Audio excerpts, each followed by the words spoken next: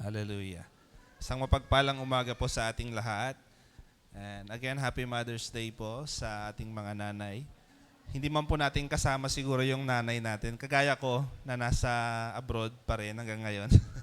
So let us extend our heartfelt love to them. At make sure na alam nila na tayong mga anak ay nagmamahal sa kanila. Amen po ba? Can you turn to your seatmate? Sabi mo sa kanya, I am glad that you are here. Yes, we are glad that you are here, brothers and sisters. At isang linggo na naman po ang nakalipas. At indeed, at alam ko marami po sa atin maraming mga napagdaanan this week. Ayan, tapos na ba ang exam ng mga estudyante? Ayan, hallelujah. So, our topic for today, we will study again the letter of Paul to the Ephesians. So, in the past few weeks po ay nag-aaral tayo about Ephesians. Medyo baktaw-baktaw nga lang. So, dito po natin nalaman that tayo po ay pinili ng Panginoon. Amen? Sabi mo nga sa katabi mo, pinili ka ng Panginoon. So, ang tanong, bakit kanya pinili? Para saan? Ano po ba? Ano po yung tanong natin sa sarili natin minsan. And the first 3 chapters po na napag-aralan natin sa Ephesians, chapter 1, 2, and 3, doon po natin nalaman kung sino tayo sa Panginoon, who we are in Christ, our identity. Okay, first is, we are chosen by God. Sabihin mo nga sa katabi mo, you are chosen by God. Sabihin mo sa kanya, you are redeemed through the blood of Christ.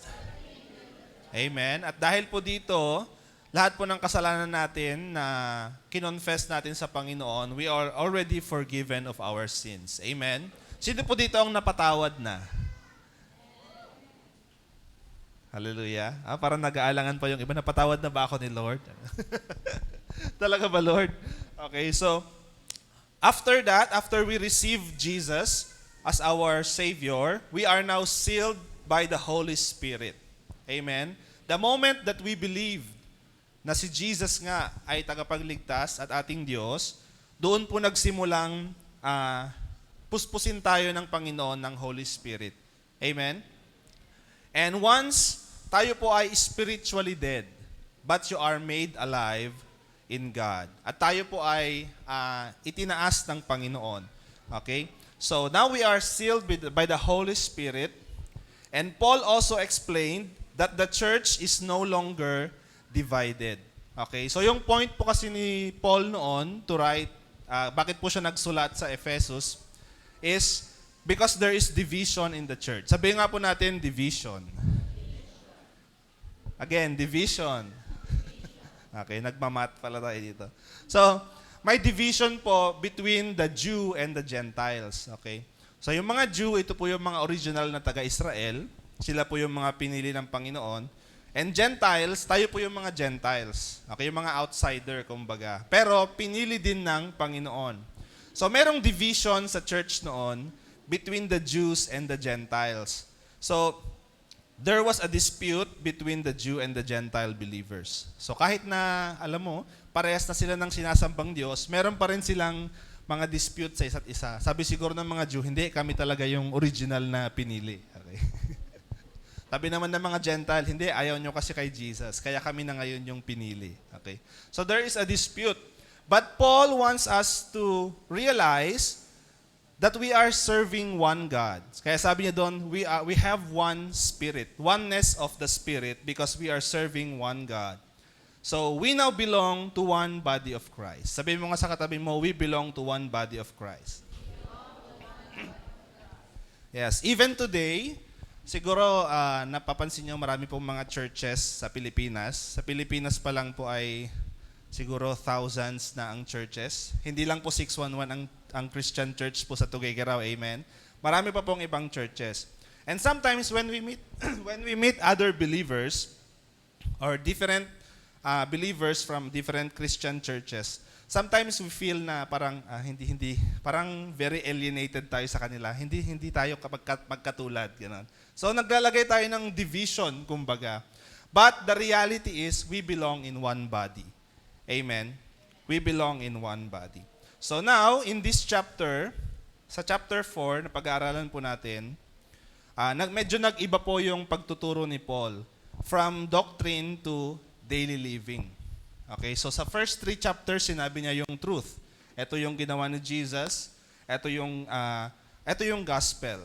Tapos dito po sa chapter 4 and onwards, he instructs the Ephesian church how to live as a Christian. Okay? Paano nga ba tayo mabuhay bilang mga Kristiyano? Sabi mo nga sa katabi mo, paano ka ba mabuhay bilang isang Kristiyano? Okay. So, chapter 4, this is how we respond. So let us go to the reading of the word. Sa Ephesians chapter 4, beginning verse 17 to verse 32. Ayan, sabay-sabay po nating basahin. 1, 2, 3, go. That you must no longer live as the Gentiles do, in the futility of their thinking. They are darkened in their understanding and separated from the life of God because of the ignorance that is in them due to the hardening of their hearts. Having lost all sensitivity, they have given themselves over to sensuality as to indulge in every kind of impurity with a continual lust for more. You, however, did not come to know Christ that way. Surely you heard of him and were taught in him in accordance with the truth that is in Jesus. You were taught with regard to your former way of life to put off your old self, which is being corrupted by its deceitful desires, to be made new in the attitude of your minds, and to put on the new self, created to be like God in true righteousness and holiness. Therefore, each of you must put off falsehood and speak truthfully to his neighbor, for we are all members of one body. In your anger, do not sin. Do not let the sun go down while you are still angry, and do not give the devil a foothold. He who has been stealing must steal no longer, but must work, doing something useful with his own hands, that he may have something to share with those in need. Do not let any unwholesome talk come out of your mouths, but only what is helpful for building others up according to their needs, that it may benefit those who listen. Verse 30, and do not grieve the Holy Spirit of God, with whom you were sealed for the day of redemption. Get rid of all bitterness, rage, and anger, brawling and slander, along with every form of malice. Be kind and compassionate to one another, forgiving each other, just as in Christ God forgave you. Hallelujah. So mandali po tayong manalangin. Panginoon, maraming salamat po sa iyong word na iyong pong binasa, Panginoon. We believe, God, that you have a message for us today. And Lord, we are desiring and we are hungry for the portion, Panginoon, na ipagkakaloob mo sa amin ngayong umaga, Lord. And dalangin namin, Lord God, may your Holy Spirit guide us, help us open our minds to understanding, our hearts, Panginoon, to any rebuke, Panginoon, at pagtuturo mo, Lord God. May you keep us open, Panginoon, sa lahat po ng mga revelations mo this day, at hindi kami lalabas sa lugar na to, Lord God, na walang nagbabago, Panginoon, sa aming pong buhay. Lord God, we entrust to you ang pag-aaral namin ito. In Jesus' name we pray. Amen. Sabi ng title, Wake Up, Put on the New Man and the New Life. Sabi mo nga sa katabi mo, Wake up. Put on the new man and the new life. Amen. So, tanong ko po, sino po dito ang gusto ng bagong damit? Hindi po ako magbibigay, ano? Hindi po ako magbibigay ng jacket. So, lahat po tayo ay gusto ng bago. Amen. Meron bang gusto ng luma dito? May mga gusto ng luma. Okay. But as a human, okay, bilang isang tao, gusto natin na may mga bagong bagong bagay, bagong mga pangyayari, bagong mga pagkakataon ang darating po sa buhay natin. But sometimes, it requires us to change. Okay? To receive something new, kailangan mong magbago. At ang tao po ayaw niyang magbago. Amen? Tanungin mo nga sa katabi mo, gusto mo bang magbago? Para makareceive ka ng bago. Kailan po, ayaw po ng marami. Kasi ang pagbabago ay, alam mo, something new. Medyo uncomfortable. Hindi po komportable. Okay, so, point 1 in this topic is, take off the old clothes, change completely to new clothes. Sabi po sa verse 17 to 24. So, may papakita po akong concept. Imagine lang po pala. Imagine tayong concept. Old and new. Okay, so, meron tayong old self, meron ding new self. Sabi po doon. Sa ibang translation, it is old man and the new man. Okay, dito po naman sa atin pong pag-aaralan, inihalin tulad ko po siya sa damit. Okay, meron tayong old clothes and new clothes. Okay? So, all of us long for new things. Sabi ko nga po kanina. We want to see transformation in our lives. We want to see transformation sa atin pong church, sa atin pong families, even to our government. Amen? Sana magbago na ang gobyerno. Sana magbago na ang Pilipinas. Okay? We are longing for something new. But, despite our desire and longingness for something new, or for things to change, why are we still stuck with the old things? Bakit kaya? Parang gusto ko magbago, Lord, pero bakit hindi ko magawa? Lord, bakit ang hirap magpaka-Kristiyano? Okay, sa panahong ito. So, meron lang po akong kwento, since pinag-uusapan po natin ang damit. Meron po kasi akong damit na favorite. Ayan, alam mo na asawa ko yan. Yung damit ko na to is parang 2016 ko pa nabili. Okay, hanggang ngayon, buhay pa rin, pero marami ng mga butas, ganyan.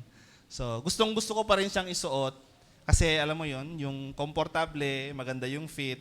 Alam mo, yung favorite na damit. Sino po dito ang may favorite na sinusuot? Ayan, okay. Nakarelate naman po siguro kayo, Kasi, alam mo yon, you are comfortable wearing it.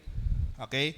But, habang ipinag-aaralan ko po ito, I realized that this is like me sa aking pong Christian life. Amen?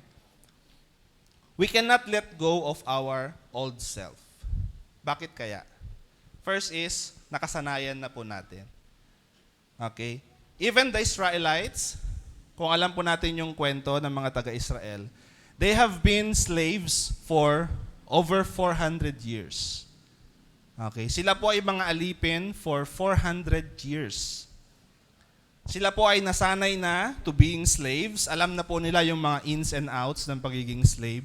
Andyan na yung slave master. Okay, medyo mabugnutin siya ngayon. Alam nila kung paano siya bulahin, alam mo yun.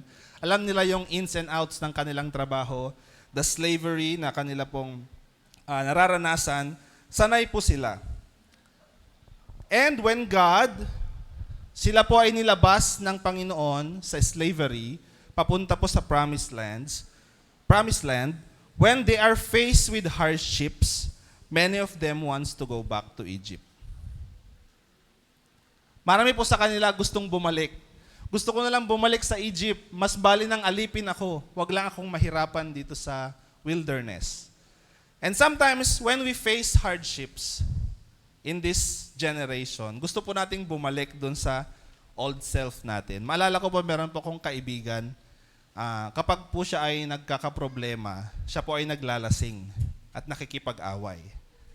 Okay. Siguro may mga kakilala tayong ganyan. Siguro tayo po yun, Kapag may problema ka, gusto ko maglasing, makipag-away, makipagsuntukan. But when we come to know Jesus, ganun pa rin ba yung atin pong feeling, atin pong mindset? And sometimes when we fail to put off the old self and put on the new self, kapag po nakaharap na naman tayo ng problema, gusto kong bumalik sa pag-iinom, pakikipag-away, gusto kong bumalik sa pagrarant na lang sa Facebook. Kasi sanay ako doon, yung mag-post sa Facebook, gusto mo siyang itag, ganyan. Okay, sino po nakikipag-away sa Facebook dito? Yung face-to-face. Matindi, no? So, ito po kasi yung nakasanayan natin. Kaya mahirap po siyang tanggalin. Amen? So, let us assess ano ba yung mga bagay sa atin pong buhay na nakasanayan natin, na mahirap tanggalin. Okay, another thing is, because it is comfortable. Sabi ko nga, yung pong damit ko is very komportable siya. Manipis lang, kaya presko. Ayoko po siyang i-give up. Though butas-butas na. Okay. Pero ayoko siyang i-give up kasi komportable. Because change is uncomfortable. Sabihin mo nga sa katabi mo, change is uncomfortable. The old is more comfortable. Ito po yung comfort zone natin. Okay? Na kapag nahihirapan ka, magmumukmuk ka na lang, alam mo yon, magpapaka-depressed. Pwede ba yun? Yung feeling mo talaga, yung very emotional ka, ayaw mo makipag-usap sa iba, dito ka komportable. Hindi ka komportableng mag-open up. Okay? So may tendency po na bumalik ka doon sa kung saan ka comfortable. And because this is also because of our pride. Amen? We want to be the king of our lives. Gusto po nating tayo yung in charge sa buhay po natin. My life, my rules. Bakit naman ako magbabago? Bakit naman ako, alam mo yan, bakit ko naman susundin yung commandments ng Panginoon kung pwede ko naman gawin yung gusto ko? Okay? So, basahin nga po natin ulit yung verse 17 to 19.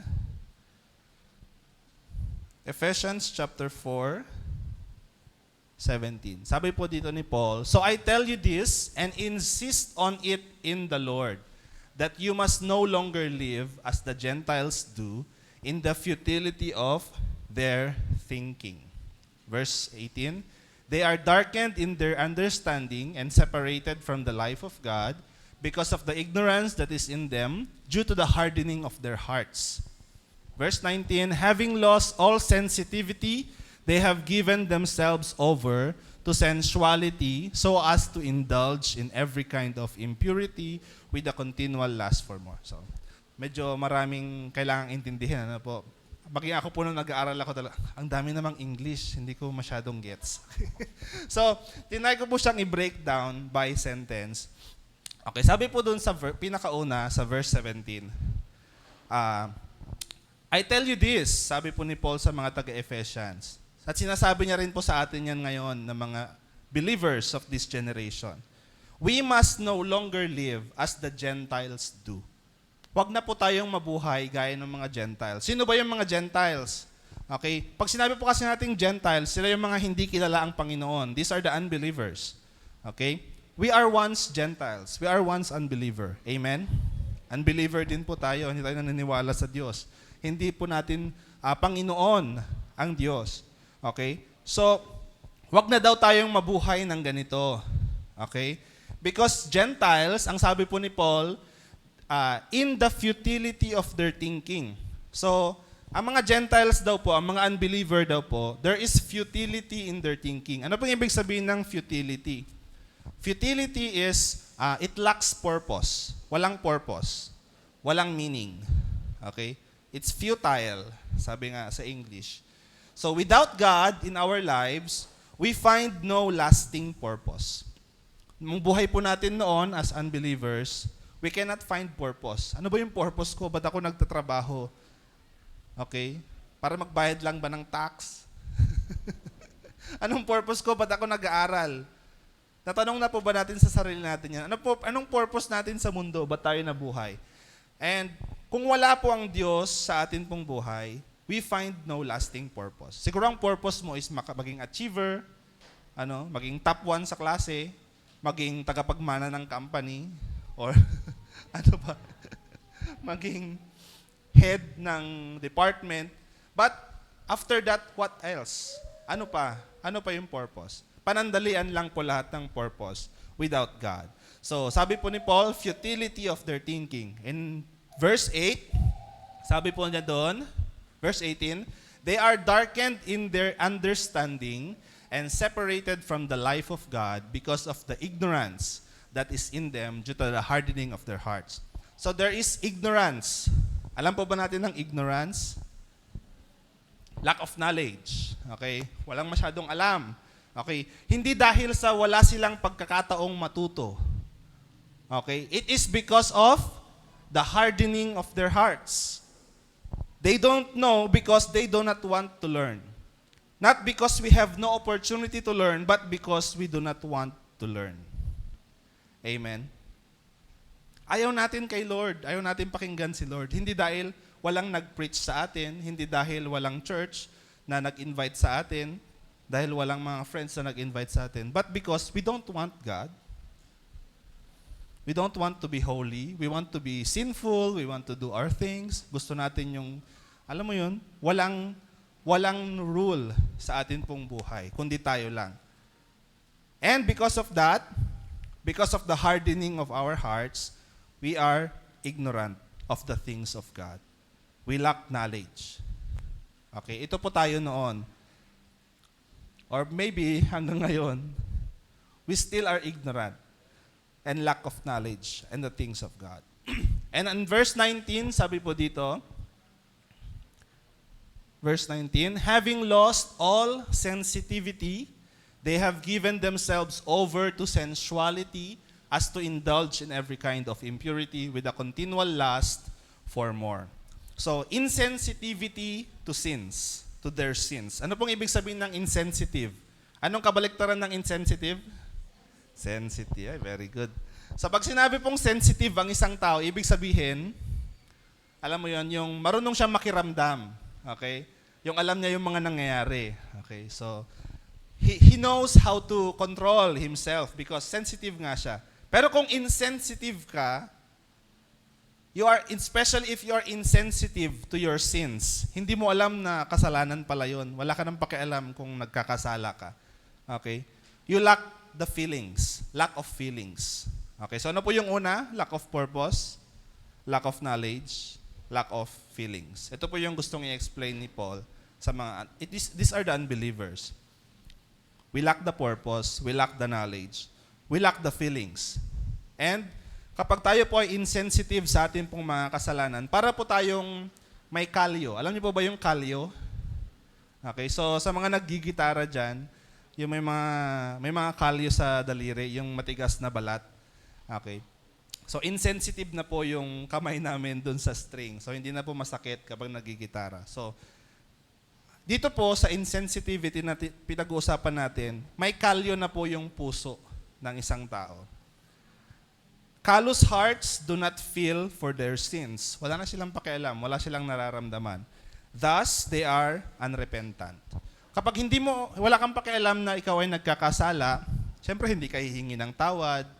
Bakit naman ako magre-repent? Okay lang naman na magkasala ako. Ganun po yung thinking. We will do everything to achieve our goals, to fulfill their lust and sinful desires. Sabi po doon, they have given themselves over to sensuality so as to indulge in every kind of impurity with a continual lust for more. So, gagawin ng tao lahat ng paraan para lang ma-achieve yung kanyang desire. Okay? This includes cheating. Ang tao mandadaya, mangi-scam para lang makuha yung kanyang gusto. Tanay mo ngayon katabi mo, scammer ka ba?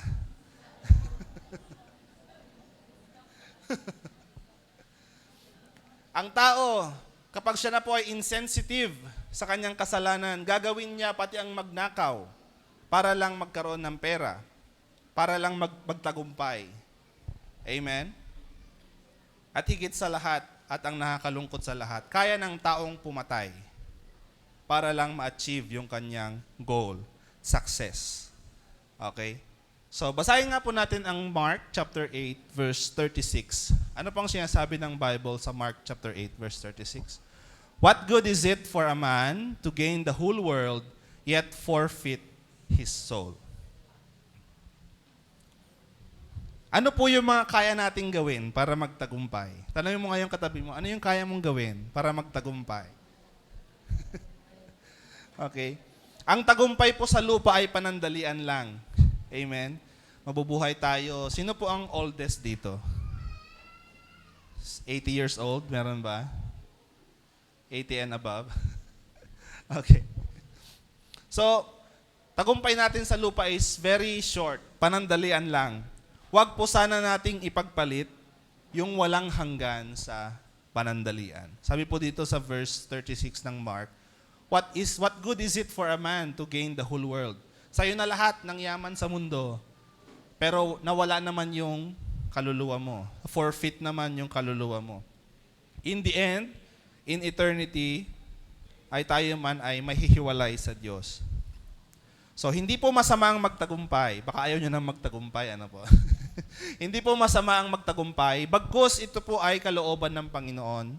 But, if we do something na taliwas po sa kalooban ng Panginoon para lang magtagumpay, ibang usapan na po yun. If we cheat, if we steal, if we kill just to find success, ibang usapan na po yun. Ano? Mas bali nang wala kaysa mandaya. Sabi niya, may quotes tayo. Mas bali nang wala kaysa mandaya. So, nung pinag-aralan ko po ito, naalala ko po si King Solomon. Kilala niyo po ba si Solomon? Kapitbahay niyo po ba si Solomon? So, si Solomon, siya po ay hari. Pangatlo. Tama? Pangatlo. Pangatlong hari. Siya po ay anak ni David. Okay? So, si Solomon, nung tinanong po siya ng Panginoon, ano ang gusto mo? Anong gusto mong hingin? Ano po ang hiningi niya? Wisdom. Hindi po siya humingi ng yaman, hindi po siya humingi ng ari-arian. Humingi niya ay wisdom. Lord, give me wisdom. At nagamit niya po yung kanyang wisdom to lead the people and to serve God. Okay, naitayo niya po yung temple ng Panginoon. Nakapagsulat po siya ng Proverbs. Siya po ang nagsulat ng Proverbs, ng Ecclesiastes, Songs of Solomon. Siya po ang nagsulat noon because of his wisdom. But later in his life, ano pong nangyari kay Solomon?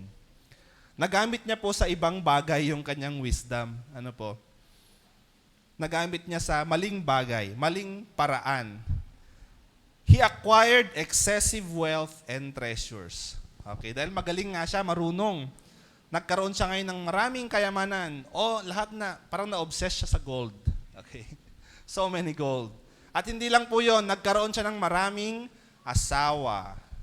Okay, ilan ba yung asawa niya? I don't have the exact number, pero marami po yun. Okay, so he acquired excessive wealth and treasure. He married foreign women that led him to idolatry. Dahil po sa marami siyang asawang iba-ibang mga unbeliever, hindi po siya taga-Israel, nagkaroon po siya ng idolatry. Okay? It led him to idolatry. At isa pa pong hindi niya nagawa is to lead his son, yung kanya pong anak, na susunod na hari. Dahil po sa kanyang anak, nagkaroon ng division sa Israel. Nagkaroon ng north at ng south. Okay, parang tugay-garaw lang, may north, may south, may east, may west. Dahil po sa kanyang anak, na-divide ang Israel. Nagkaroon ng northern kingdom, southern kingdom. Because he did not really prepare his son na mamuno sa Israel. He did not prepare his son in the kingship, and Israel was divided. So, in his old age, si Solomon pa rin po ito, in his old age, nakapagmuni-muni po siya. Kaya niya po nasulat yung Book of Ecclesiastes. Ano pong sabi doon? Katatapos lang po na daily devotion po ito, no? Everything is meaningless, sabi niya. Solomon, ikaw na yung pinakamayamang tao sa mundo, tapos sabihin mo, lahat meaningless? Ano ba yung sabihin ng meaningless? Walang saysay, walang katuturan. Ano po yung mga bagay na sinabi niyang walang saysay? Human wisdom and knowledge, meaningless. Ano pa po? Pleasure and entertainment, it's meaningless. Great works and accomplishments, meaningless. Okay? Parang napaka-bitter po ni Solomon dito nung binabasa po namin ito. No? Wealth, kayamanan, meaningless. Success, meaningless. Power, meaningless. So ano na lang ang naiwang, ano bang meaning ng buhay? Okay, iniisip natin. But in the end, nagkaroon po siya ng conclusion that life without God is meaningless. Because tayo po ay ginawa, okay, para po magpagsamba sa Panginoon. We are made to worship God. And life without God is meaningless. Earthly things are temporary. Ang dami niya pong na-acquire na wealth. In the end, na-realize niya, mamamatay pala siya. Mamamatay din naman pala ako. Para saan pa yung mga kayamanan ko? Okay? Mamanahin lang ng kung sino. Hindi na niya alam kung sino magmamana. So it's meaningless. True meaning comes from revering God, obeying Him, and receiving life as His gift. So, having God in our life, dito lang po tayo nagkakaroon ng purpose, ng meaning. Okay? So, hindi po natin kailangang gumawa ng labag sa kalooban ng Panginoon to gain success. Amen? Hindi man tayo magtagumpay sa mundong ito, panandalian lang po ang buhay natin sa mundong ibabaw. Eternity is waiting. What is 80 years, 90 years compared to eternity? Nothing. It's nothing. Okay? So we must trust God. Amen? Sabi po ni Paul, wag na tayong ganito. Yung panandalian lang ang iniisip natin. We must think for the long term. Sabi mo nga, long term. Wag na yung short term. Long term. We must take off our old self. Amen? Wag na tayong ganon, yung lack of purpose, lack of knowledge. We must take it off. So how do we put on the new self? Basahin po natin yung verse 20 to 24. You, however, sabi po ni Paul, did not come to know Christ that way. Hindi ito yung natutunan nyo sa Panginoon, sabi niya. 21, surely you heard of Him and were taught in Him in accordance with the truth that is in Jesus. You were taught with the regard to your former way of life, to put off your old self, which is being corrupted by its deceitful desires, to be made new in the attitude of your minds. 24, and to put on the new self, created to be like God in true righteousness and holiness. Ayan, medyo wordy na naman siya. So, syempre, sinamarize ko na naman. so noon daw po, nakilala natin si Jesus. First, how do we put on our new self? We must learn about Christ. Kilala mo ba si Jesus? How do we learn about Christ? We must read the Bible. We must have the desire to read the Bible. And then next is we receive His truth. Ano pong kailangan natin to receive the truth? We need faith. Sabi mo ka sa katabi mo, you need faith. Hindi mo kailangan ng kung sino-sino. You need faith. Reject the old sinful life. Sabi dito, put off your old self. We must reject the old sinful life and we need the Holy Spirit to do this. Next is we need to renew our minds. Kailangan daw po nating baguhin yung mindset po natin. Putting our faith into action. And lastly, we put on our new self. Embrace our new identity. So mamaya po, mas maintindihan natin ito later on sa second point po natin. So, put on your new self. So, nasanay po tayong suot-suot, yung, ano mo yun, yung maruming damit, butas-butas na damit. Kaya dumating po ang Panginoon, binigyan tayo ng bagong damit. Okay, binigyan po tayo ng bagong damit. Ang tanong, gusto mo bang isuot yung bagong damit? Sino po dito may gustong magsuot ng bagong damit? Amen. Dumating po ang Panginoon para bigyan tayo ng bago at malinis na damit. Our original identity is restored through Jesus Christ. And that is our point number 1.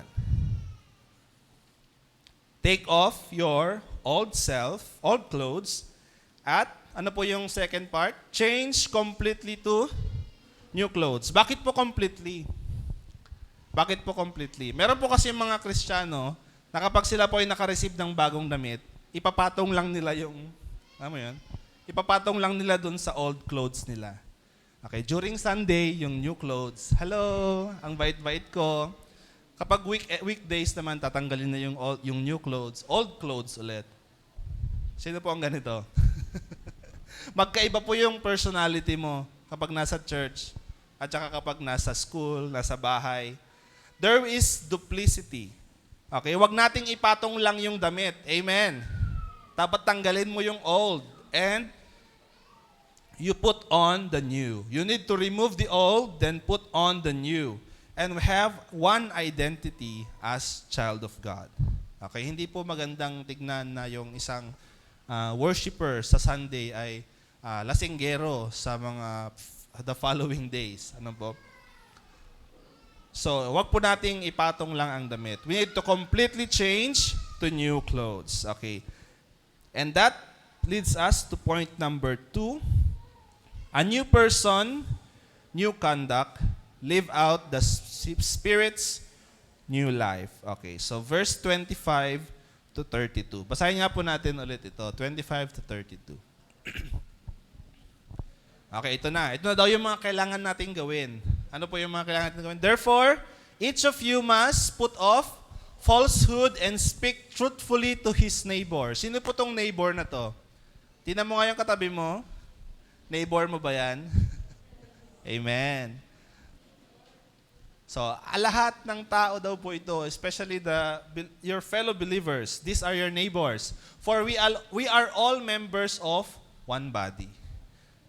In your anger, do not sin. Do not let the sun go down while you are still angry. And do not give the devil a foothold. He who has been stealing must steal no longer, but must work doing something useful with his own hands, and he may have something to share with those in need. 29. Do not let any unwholesome talk come out of your mouths, but only what is helpful for building others up according to their needs, that it may benefit those who listen. And do not grieve the Holy Spirit of God, with whom you were sealed for the day of redemption. Get rid of all bitterness, rage, and anger, brawling and slander, along with every form of malice. Be kind and compassionate to one another, forgiving each other just as in Christ God forgave you. Okay, so sinamarize ko po siya. Gusto ko pong ipakita yung picture, yung dalawa.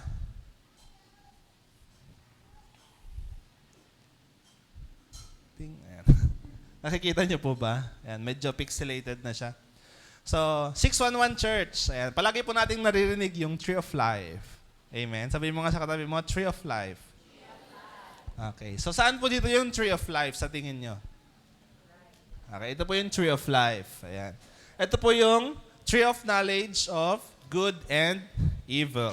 Okay, so, ang concept po na ito is from Genesis, the book of Genesis. In the Garden of Eden, meron pong dalawang puno doon na tinatawag na Tree of Knowledge of Good and Evil and the Tree of Life. Okay? So, nagkasala po ang tao, sinabi ng Panginoon, huwag kayong kakain sa Tree of Knowledge of Good and Evil. Okay? Pero po, ano pong ginawa ni Adan at ni Eva? Kumain po sila sa Tree of Knowledge of Good and Evil. Okay? But, we have the Tree of Life here. Okay? So, sinabi po doon, ano pong nakasulat dito? So number 1 is lying. Okay? Doon naman po is truth. When we are under the tree of knowledge of good and evil, madali lang po sa atin ang magsinungaling. Okay? We lie. Okay? But under the tree of life, we speak the truth.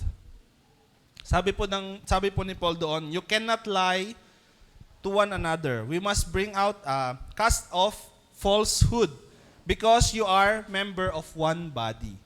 So, one body, ibig sabihin, isang katawan. Tingnan mo nga yung katawan mo. Ayan, yung kamay mo, yung paa mo. Kaya mo bang magsinungaling sa kamay mo? Hawakan mo yan, hindi yan mainit. Mainit. Hindi mo pwedeng gawin yon, di ba? Tumalon ka. Tumalon ka dyan sa bangin, hindi ka mapapahamak. Hindi mo pwedeng gawin yon kasi yung buong katawan mapapahamak. Amen? So, hindi ka pwedeng magsinungaling sa kapwa mo believer because lahat po kayo mapapahamak. Okay? This is the concept of one body. You are members, one member of one body. So, we must put off lying. Okay? Because lying disrupts unity by creating conflicts and destroying trust. Nawawala po yung tiwala sa isa't isa kapag mayroon pong pagsisinungaling. It tears down relationships and leads to open warfare in the church. So hindi mo na alam kung sino nagsasabi ng totoo. Words becomes meaningless. Okay? Wala na pong halaga ang salita kung lahat po tayo ay nagsisinungaling. Okay? Wala ka nang panghahawakan. Okay, next is wrath. Okay? So, wrath is something na mas malala pa po sa galit. Okay? Ang pinagkaiba po ng anger sa wrath is, yung anger is yung nagalit ka, ayun, may spark. Ang wrath naman is sunog na siya. Okay? Wildfire na siya. Tapos hindi mo siya ma-let go. Every time na makikita mo yung taong yun, talagang galit na galit ka. Gusto ko siyang dalhin kay Lord. Magkita na pala sila ni Lord. Okay? So, yun po yung pinagkaiba. So, wrath, sabi po dun sa Ephesians kanina, wait lang po.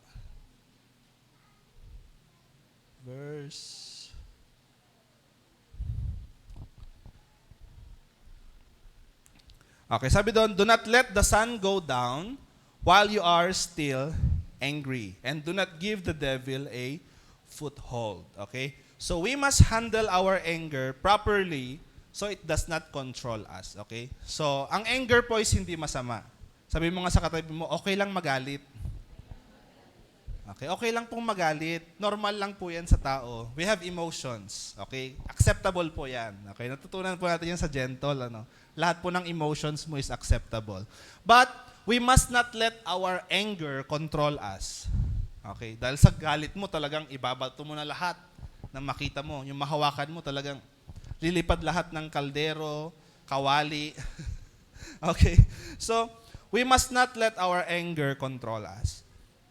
Okay, ito rin po. If anger is vented thoughtlessly, kapag yung sa galit mo talagang magsasalita ka ng magsasalita, it can hurt others and destroy relationships. Pero kung yung galit mo naman is kinikimkim mo din, kinikimkim mo ng matagal, it can cause us bitterness and destroy us from within. So paano? Paano mo i-handle ngayon yung anger mo? Kung ikaw yung taong nagalit, mag-aantay ka muna ng mga, 30 minutes, magpapalamig lang ako ng ulo. Tapos mag-uusap na kami. Meron po kasi yung ganon, Sabi po kasi ni Paul dito, do not let the sun go down. Nagalit ka pa.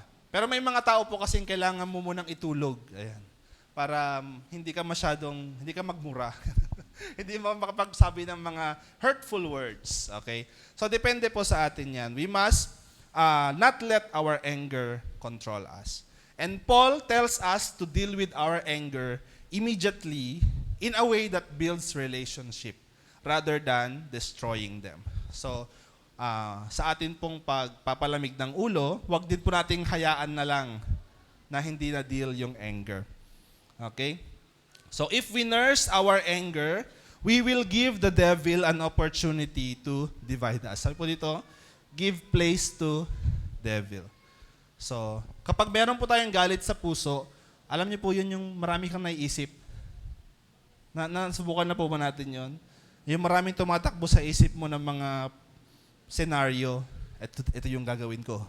Ito yung mga sasabihin ko sa kanya. Okay. Nakarelate po ako doon. Gusto ko lang mag-share ng testimony. Short testimony lang about anger and giving the devil a foothold. So, recently, mayroon po kami pagtatalo ni Mrs. Ayan. So, marami pong pagkakataon na nagkakatampuhan po kami. And we are still growing sa amin pong married life. At doon po sa latest na pagkakatampuhan namin is nagalit po ako kasi may mga nasabi siyang masakit, ganyan. So, nagalit po ako, pero hindi ko sinabi sa kanya. Okay? Ang way ko ng pagsasabi is hindi ko siya pinapansin. Wala, ayaw kitang kasapin. Silent treatment. Okay. Hanggang sa pag-uwi sa bahay, bira kami mag-usap. Okay. Hanggang nakatulog na kami, pumasok na kami sa office kinabukasan. So, hindi pa rin kami nag-usap. Pero nagte-text ako sa kanya, yung medyo sinusuyo ko siya ng konti, ganyan. Tapos nung kinagabihan, doon lang kami nakapag-open up sa isa't isa. So, during those times na ako po ay galit, marami akong naiisip na, hindi, ako yung tama eh. Ako yung tama, mali siya. Kaya okay lang na ginawa ko to, ginawa ko yan. So, minsan nagkakaroon po ng foothold yung devil po sa puso natin kapag meron tayong galit. Alam mo yon, yung, hindi, tama, ikaw yung tama, mali siya. Okay? Awayin mo siya. Okay? Okay, so, under the tree of life, yun po is under the tree of knowledge of good and evil. Okay, so ang tanong, sino ba ang tama at mali sa amin? Sino sa tingin nyo? Wala. Okay? Kasi yun po yung under the knowledge of good and evil. Sino ba ang good? Sino ba ang evil? Sino ba ang tama? Sino ba ang mali? Okay, hindi po yun yung dapat tanungin natin sa ating pong mga sarili. But, how do we fix the relationship? How do you meet? Okay, that is under the tree of life. Okay, hindi na importante kung sinong tama at sinong mali. Ang importante is there is reconciliation. Amen? Amen. So, we must have patience, no wrath. Pagpasensyahan po tayo sa isa't isa. Sabi mo nga sa katabi mo, magpasensyahan tayo. Okay. Next. Verse 28 says, anyone who has been stealing must steal no longer, but must work doing something useful with their own hands, that they may have something to share with those in need. Okay, yung daw po mga nagnanakaw, dati, wag na silang magnakaw ngayon. Magtrabaho ka. Sabi mo nga sa tabi mo, magtrabaho ka. Maghanap ka ng work. Do something useful with your own hands. At hindi lang po para magpayaman tayo, but so that we may have something to share with those in needs. With need. Okay, so we need to do honest work with our hands and be a blessing as well to other people. Okay, so sabi dito, stealing. Under the tree of life, it's labor working with hands. Honest work with our hands. And the next, sabi po doon, do not let any unwholesome talk come out of your mouths, but only what is helpful for building others up according to their needs, that it may benefit those who listen. Corrupt words versus edifying words. Edifying words, ito po yung mga nakaka-encourage na salita. Okay? So pag sinabi nating unwholesome talk, yung mga, alam mo yun, yung ang lalaswa na lang ng mga lumalabas sa bibig mo, ganyan. So sometimes, unwholesome talk can provoke temptations and unwanted feelings. Okay, iwasan po natin yung mga ganon, yung mga green jokes po natin na wala sa lugar. Okay, iwasan na po natin yon. At palitan po natin ng mga edifying words. Words of encouragement. Words of God. Okay? Minsan po naalala ko sa barkada namin noon, kapag may problema, yan kasi, kasalanan mo yan. Wala na, mawawalan ka na ng ganito, ganyan. Okay. So, minsan yun po yung mga words of discouragement po yung mga sinasabi namin. Pero nung nalaman ko po, nakilala ko si Jesus, praise the Lord, because napalitan na po unti-unti yung mga corrupt words ng mga edifying words. So, imbis na i-discourage mo, i-encourage mo that there is hope, that there is a future for us in God. Amen? So, we must let go of corrupt words. So, we must let go of the old things and put on the new things. Next one is, sabi ng Ephesians, do not grieve the Holy Spirit of God, with whom you were sealed for the day of redemption. Okay, so do not grieve the Holy Spirit. So ano pong ibig sabihin ng grieve? Nakakita na po ba tayo ng taong nag-grieve? Okay, minsan po nakikita natin yan sa mga funerals, yung mga talagang naghihinagpis, umiiyak. Yun daw po yun nangyayari sa Holy Spirit. Kailan? Kapag tayo po ay nagkakasala. Okay, when we sin, we grieve the Holy Spirit. Okay, sabi ko kanina, the moment we first believed in Jesus, meron na po yung Holy Spirit sa atin. Amen? You have the Holy Spirit. But when we go back to the old self, we grieve the Holy Spirit. Umiiyak po ang Holy Spirit. Because nalulungkot po siya sa kahinatnan po ng buhay natin. And in John 15, verse 26, maaari ba rin basahin yon? John chapter 15, verse 26. Sabi po doon, when the counselor comes, sabi po ni Jesus ito, whom I will send to you from the Father, the Spirit of truth, who goes out from the Father, He will testify about me. So ano po ang role ng Holy Spirit? It is to testify about Jesus.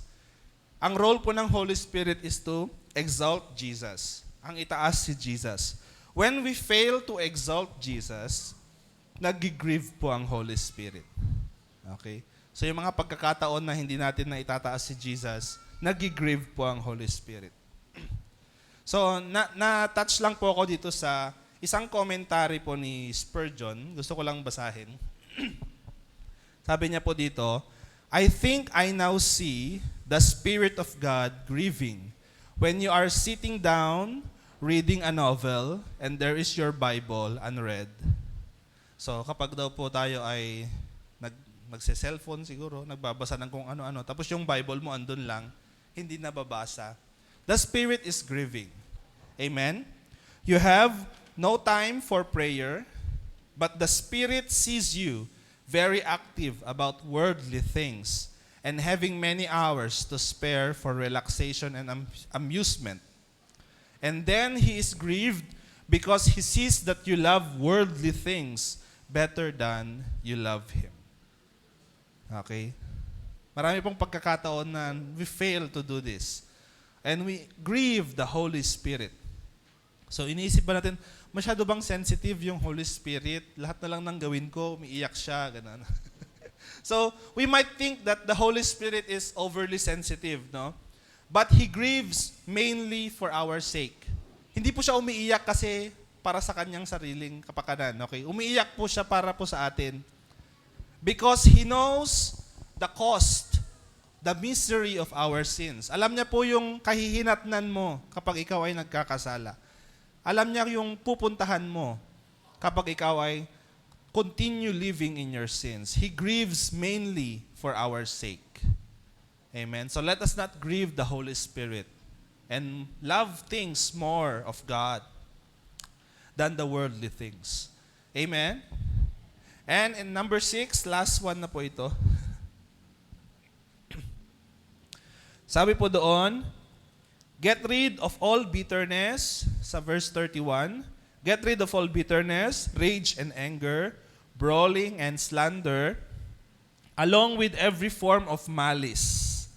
And be kind and compassionate to one another, forgiving each other just as in Christ God forgave you.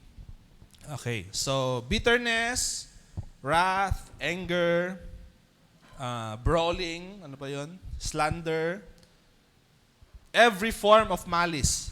Okay, lahat ng form daw po ng mali siya. Okay, ito po yun. Versus, forgive one another and kindness and tender heart. Sabi po doon. So, God forgives us not because we forgive others. So, maalala po natin yung the Lord's Prayer. Ano pong sabi doon? Forgive us our trespasses as we forgive those who trespass against us. So, in other words, patawarin mo kami, Panginoon, gaya ng pagpapatawad namin sa kapwa-tao. Minsan, ina-abuse po natin itong verse na to, We use it as an excuse to be forgiven when we forgave other people. Lord, pinatawad ko naman siya, so, alam niyo, patatawarin mo naman ako, di ba? Pero ikaw, hindi ka humihingi ng tawad sa Panginoon.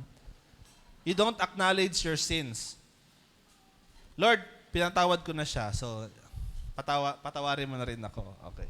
So, we are not forgiven because we forgave others, but we are forgiven solely because of His great mercy. Amen. So we are forgiven through our confession and repentance. Okay? And confession is repentance is a lifelong, alam mo yun, Hindi lang isang beses. Hindi lang dalawang beses. Hanggang ikaw ay nabubuhay, it is a continuous process of confession and repentance. Amen? Sabi mo nga sa katabi mo, it is a lifelong process. Hindi lang siya minsanan na nag-confess ka, nag-repent ka. Yun na yun. Pero it is a continuous process. Those who are unwilling to forgive have not become one with Christ, who was willing to forgive even those who crucified Him. Okay?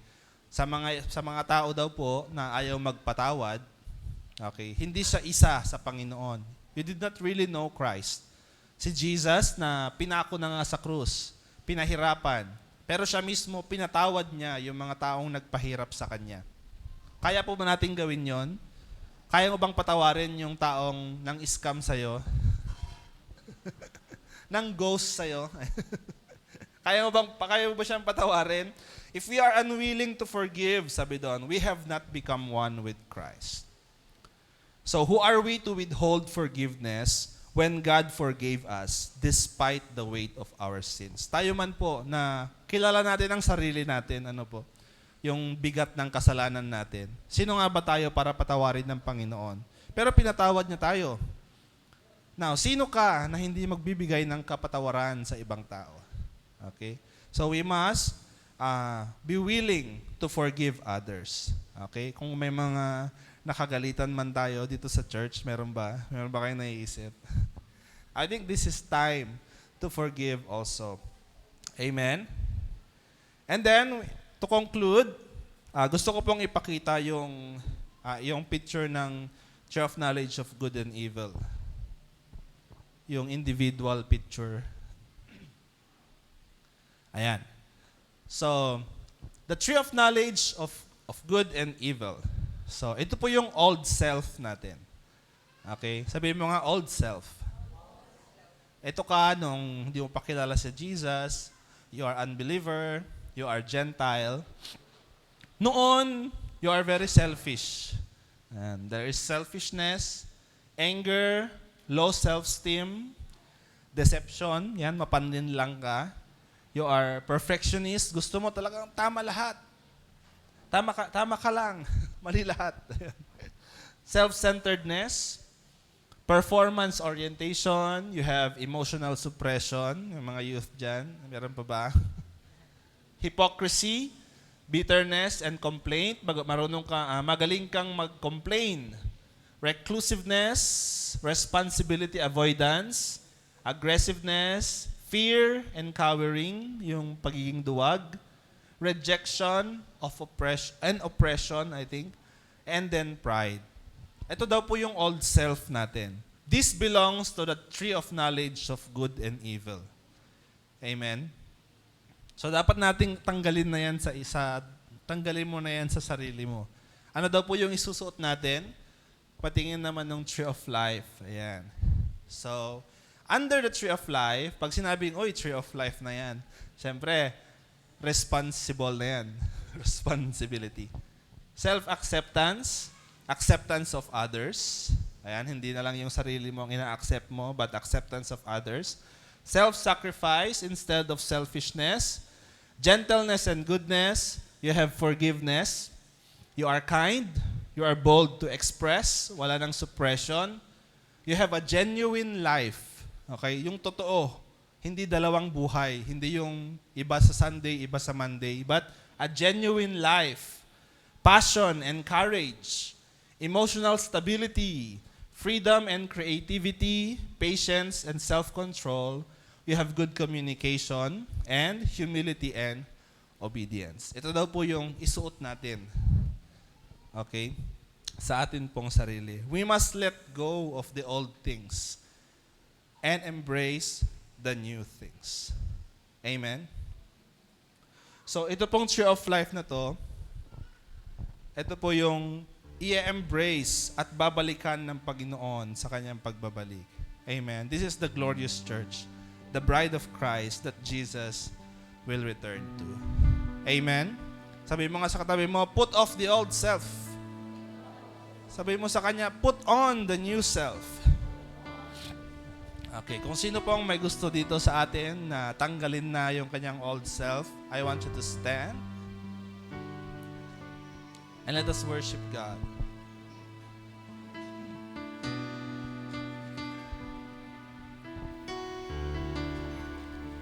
Let us approach God in His throne today.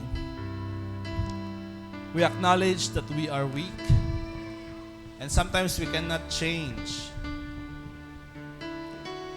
But God, here we are. We want to let go of our old self. We want to let go of the temporary things, Panginoon. We want things that lasts. We want things na panghabang buhay, Lord God. And we want to put our new self, Jesus. So let us worship God. Is my desire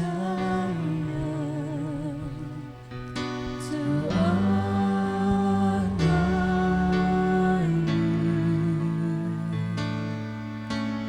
Lord, with all my heart.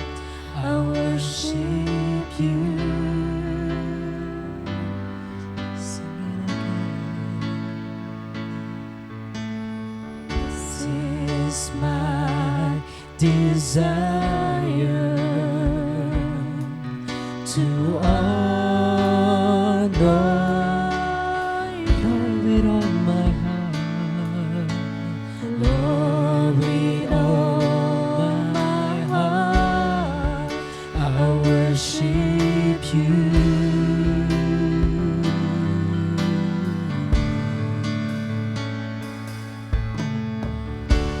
Lord, I give you my heart, I give you my soul.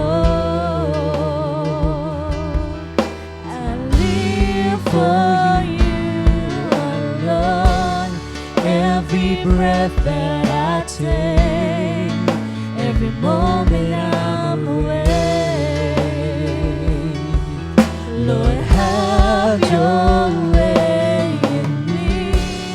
Lord, I give you my heart, I give you my soul. I live for you alone. Every breath that I take, every moment I'm awake. Lord, have your way in me.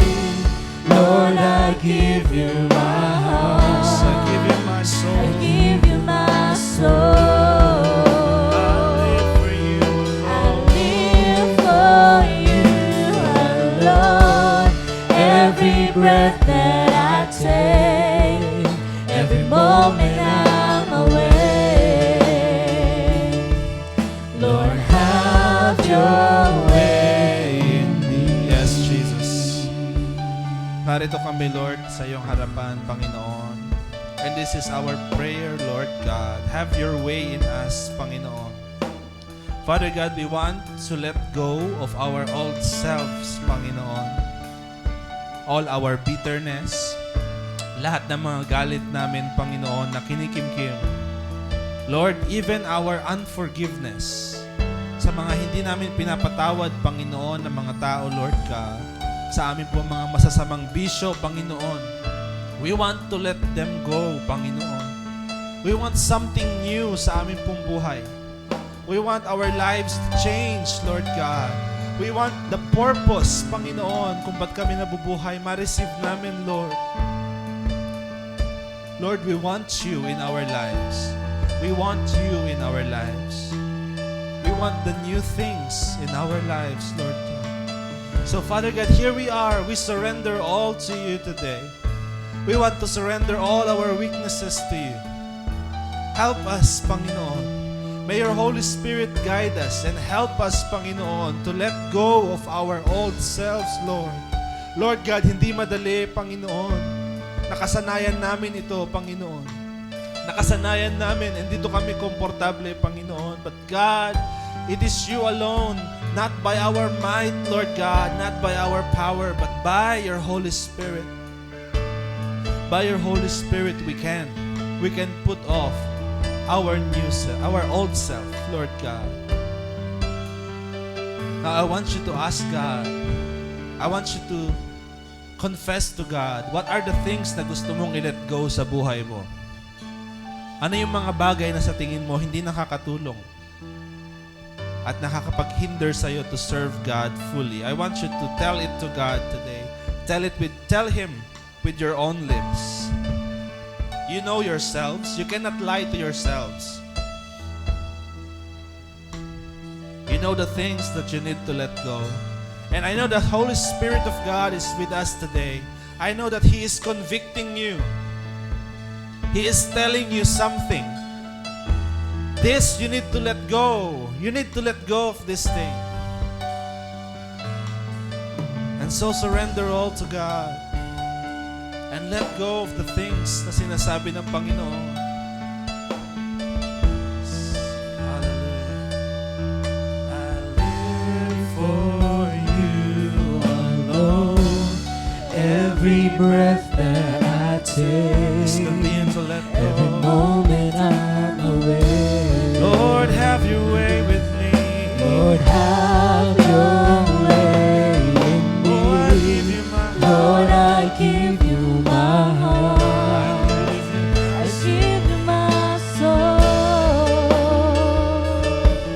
I live for you alone. Every breath that I take, every moment I'm away. Lord, have your way in me. Yes, Jesus.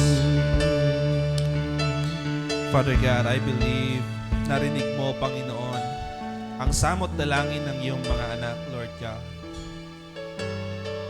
Father God, as we let go of our old things, our old self, Lord God, we desire for the new things, Panginoon, sa buhay namin. And Lord, hinihingi namin sa iyo, Panginoon, this is our prayer, Lord God, to receive our new self, Lord God. A tree of life, Panginoon, na kung saan mo man kami ilagay, Lord God, we will be a blessing sa amin pong kapwa-tao. That we will shine your light, Panginoon, sa lugar kung saan mo kami itatanim, Panginoon. Let us be a tree of life. Let us be a new man, Panginoon. So just ask God that we want the new things. Panginoon, we want patience and not anger. Panginoon, gusto namin ng endurance, Panginoon. Gusto namin ng courage, not fear. We want courage, not fear. We want discipline and self-control. Yes, just ask God today. Come on, church. Ask God. I want to be more like you, Jesus. Yes, hallelujah. We want a heart of forgiveness. We want the heart of forgiveness, oh God. Hallelujah. Thank you, Jesus. Now at this moment, sabi po doon sa last verses, we must forgive one another. So kung meron ka mang tao siguro na kinagalitan within the church, na kasama natin ngayon, maybe, a member of your family or a member of the church, I think it is the time to talk to that person and just ask for forgiveness and also to give your forgiveness. Can we do this? Meron po ba tayong naiisip? I will give you time to do this. Kung meron ka mang gustong kausapin. It is a time for us to reconcile. Hallelujah. Lord, I I give you my heart, I give you my soul. I live for you alone. Every breath that I take, every moment I'm away. Lord, have your way in me. Lord, I give you my heart, I give you my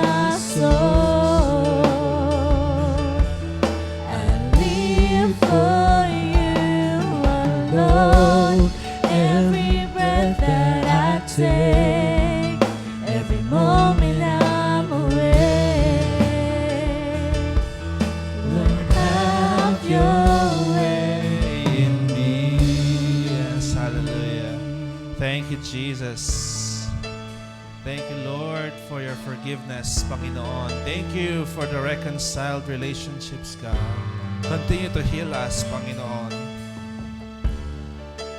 Now, I want, sino man po yung bagong newcomer kanina, yung bagong dating, I want you to join me in a simple prayer. Kung gusto mong maki-join sa prayer ko, join me in a short prayer.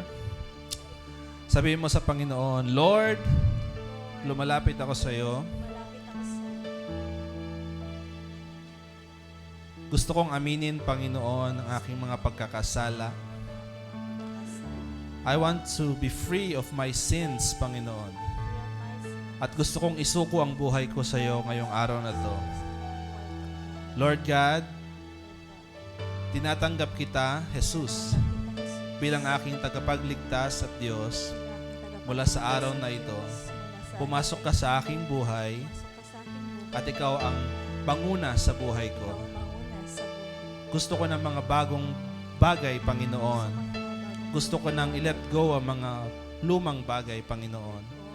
Make me a new man with new desires, with new mindset, and new longings. Panginoon, maraming salamat sa iyong pagpapatawad, sa iyong pagtanggap. At sa araw na ito, Panginoon, ibinibigay ko sa iyo ang aking buhay, ang aking papuri, ang aking pagsamba. Sa ngalan ni Jesus. Amen. Ako na lamang po ang mananalangin. Lord God, we want to thank you for meeting us today. We thank you, God, sa mga natutunan namin. We thank you, God, for the portion na amin pong na-receive. And Lord God, hindi man po madali, Lord God, to let go of our past. But Lord, we believe that with your Holy Spirit, Lord, everything is possible. And that we want to live as Christians in this generation, a tree of life in this generation, to be a gentle, Panginoon, a generation of tree of life. But Father God, sa amin pong paglabas sa bulwagang ito, Lord God, may you seal, Panginoon, the word na na-receive po namin sa amin pong puso. At hindi po matangay, Panginoon, ng mga worldly things, hindi po matangay ng kaaway, Lord God. Do not let the devil steal away our joy, our hope, and the new man na pinagkaloob mo sa amin, Lord God. We thank you. I want to bless my brothers and sisters. May you honor them, Panginoon, sa kanila pong mga sacrifices. May you provide for their needs, Lord God. May you heal any diseases and sickness within us, Panginoon. And may this day continually be a day of worship, Panginoon, sa iyo. As we go out in this place, may you be with us and keep us safe, Panginoon, sa amin pong pag-iwahiwalay, Lord God. We thank you, Lord. At sa iyo nga po binabalik lahat ng papuri at pagsamba sa pangalan ni Jesus. Amen. Hallelujah. Okay. May gusto lamang po akong gawin. Isang prophetic gesture lang. Ayan. So, lahat naman po tayo nagbibihis. Ano po, alam po natin kung paano magtanggal ng damit. Ganun. So, I want us to imagine removing your old clothes. Ayan. Pag sinabi ko pong put off your old clothes, tanggalin. Tapos put on your new clothes, maglagay ng bagong damit. Okay, so may we close our eyes? Ayan. So it is a prophetic gesture na gagawin po natin. I want you to put off your old clothes. Ayan, tanggalin na po natin ang bitterness, ang anger, lahat ng mga hindi nakakatulong, tanggalin. At let us receive the new clothes from God. Isuot po natin ang napakabagong damit. Okay, napakalinis. And we must wear this every day sa atin pong buhay Kristiyano. Hallelujah! Palakpakan natin ang Panginoon. So let us just proclaim victory in God. Hallelujah! Hallelujah. Let's declare that we are being washed by our sin. Amen. Hallelujah. Can we shout hallelujah? Hallelujah! Truly that we are free from our sin. Hallelujah. Amen! Let's embrace our new self. Hallelujah.